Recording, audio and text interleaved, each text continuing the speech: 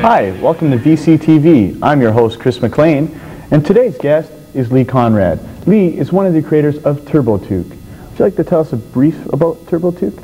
Well, TurboTuke is basically, he's an Edmontonian superhero who fights for truth, justice, and the Canadian way. As long as most superheroes are, what kind of superheroes or strengths does he have? Well, he has extreme strength, up and around the class of the Incredible Hulk there, possibly even more, and invulnerability. So he's indestructible. Yes, basically. His toque allows him to repel bullets and bend knives with great ease. How did you ever come up with the name TurboTuke?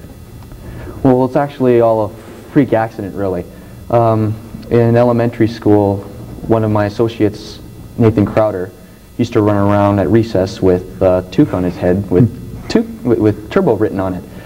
And he'd spout off saying, "I am TurboTuke, I am indestructible, I fight for truth, justice, the Canadian way, and I pummel you down into the smithering ground." He's one of the creators of TurboTuke as well? Yes, he is basically the main heart, he is the heart and soul of TurboTuke. That's great. And does the TurboTuke have any enemies? His arch enemy is a man named Dr. Sewer Sludge. Dr. Sewer Sludge. Explain a little bit about Dr. Sewer Sludge. Well, Dr. Sewer Sludge, no one knows his true identity as of yet, but his origin goes something like this.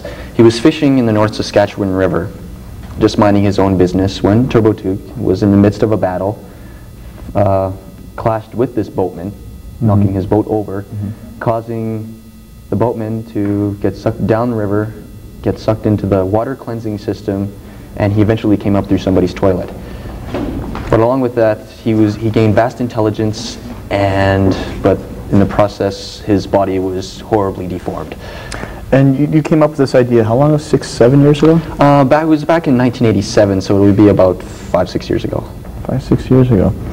And this is something that it's gone into production, I hear, the movie itself. Well, yes. The idea itself. Yes. We are trying to get a 2-movie deal going with Warner Brothers. And to make a full-length movie, a short story film, made for TV? Well, we're hoping that we'll be able to get it out in movie theaters sometime by Christmas of '95. Yeah, that would probably involve a lot of work itself. Well, we already have a director cast.